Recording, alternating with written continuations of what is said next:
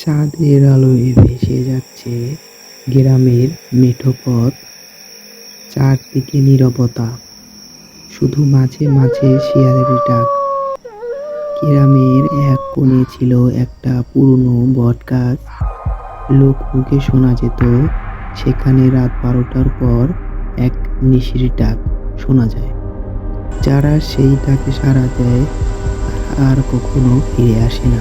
একদিন গ্রামে এক যুবক নাম রায়হান ঠিক করলো সে রহস্যের শেষ দেখবে। রাত 12টার সময় সে লুকিয়ে বটগাছের কাছে গেল। হঠাৎ দূর থেকে মিষ্টি গলায় একটা ডাক ভেসে আসলো, রায়হান, রায়হান। এমন কণ্ঠ যেন মায়ের মতো কোমল। রায়হান জানতো এটা নিশির কণ্ঠ, তবু কেমন যেন এক ঘোরের মধ্যে পা বাড়াতে লাগলো সে। ঠিক তখনই একটা বৃদ্ধা এসে তার হাত চেপে ধরলো, চোখে ভয়, মুখে কাঁপা কাঁপা স্বর।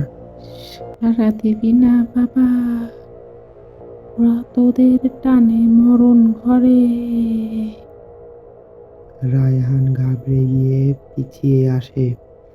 সকাল হতেই বৃদ্ধাকে আর খুঁজে পাওয়া গেল না। কেউ জানতো না তিনি কে। শুধু একটা জিনিস পড়ে পাওয়া গিয়েছিল বটগাছের নিচে, একটা পুরনো ছবি।